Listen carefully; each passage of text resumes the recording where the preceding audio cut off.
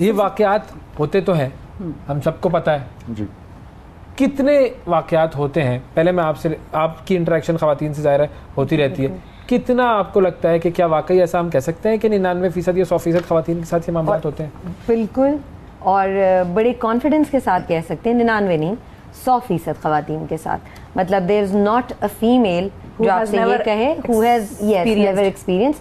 Different forms होती हैं, verbal हो गई, फिजिकल हो गई, इमोशनल हो गई, लेकिन ऐसा नहीं है कि कोई एक फॉर्म किसी फीमेल ने एक्सपीरियंस ना की हो हमारे मुल्क में। कोई बचा हुआ नहीं है। नहीं, कोई बचा हुआ नहीं। और इसमें एज ग्रुप भी कोई स्पेसिफाइड नहीं है कि जवान लड़की है, बच्ची है, या दरमियानी उम्र की खातून है, या बुजुर्ग है, या उसने ये पहना हुआ है या वो नहीं पहना हुआ है, या वो इस तरह से हैं, कुछ नथिंग। बस एक जिंदा औरत होनी चाहिए। बस एक इस पे भी मैं कहूँगी, बिल्कुल जिंदा औरत नहीं, बस औरत होनी चाहिए।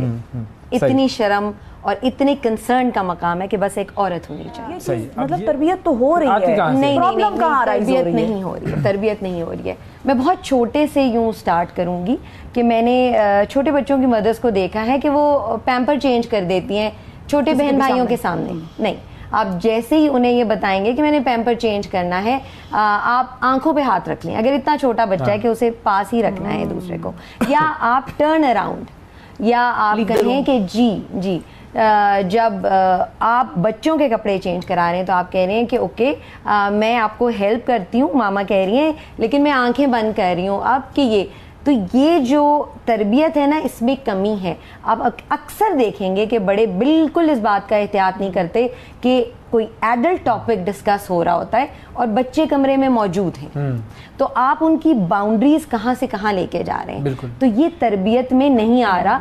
और जब when they come of age, puberty और उसमें, तो आप खुल के इन टॉपिक्स को डिस्कस कीजिए। ये चीज़ चाहूँगा कि आपने एक बात की कि भाई वो माशाल्लाह कहना जो है वो भी एक हैरेसमेंट हो जाता है, ठीक है। और कौन कौन सी फॉर्म्स हैं या कैसे प्रैक्टिकली किस तरह हैरेसमेंट होती है? ऐसा नहीं कि मुझे पता नहीं है, लेकिन मैं चाहूँगा कि आप बताएं कि क्या क्या फेस करना लोग आपके पास आते हैं और वो करती हैं एक्सप्रेस।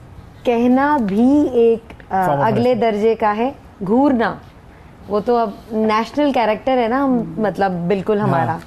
घूरना तक हैरेसमेंट की फॉर्म है। कोई भी ऐसी चीज़ जो दूसरे किसी को अनकंफर्टेबल कर ले। काफ़ी दफ़ा ये करते हैं लोग, फीमेल टीचर्स होती हैं और अगर वो मेल स्टूडेंट्स को पढ़ा रही हैं तो फिर वो आवाज़ें निकालते हैं और पता भी नहीं चलता। दैट इज़ ऑल्सो हैरेसमेंट, ठीक है।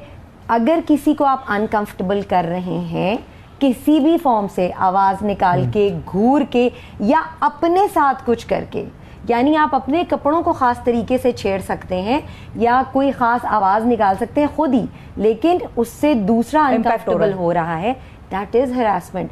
बाकी तो आपको पता है कि whether it be pinching, touching, calling names, इस तरह की सारी चीज़ें, फॉलोइंग, पब्लिक ट्रांसपोर्ट में गियर चेंज करते हुए हाथ लगा देना, गियर चेंज करते हुए हाथ लगा देना। मतलब वन ऑफ माय पेशेंट्स, उसने वहां से खुरचते खुरचते अनकॉन्शियसली अपने आप को वो जख्म बना दिया और जख्म को हील नहीं होने देती थी। इस तरह के साइकोलॉजिकल इम्पैक्ट्स आते हैं और करने वाले को लगता है किया क्या है, गियर चेंज किया है और हाथ रख गया। नहीं, आप इतने केयरफुली चेंज करेंगे, एक तो एक की सीट पे दो को नहीं बिठाएंगे, और इतने केयरफुली जरूर करेंगे कि आप नहीं टच कर सकते।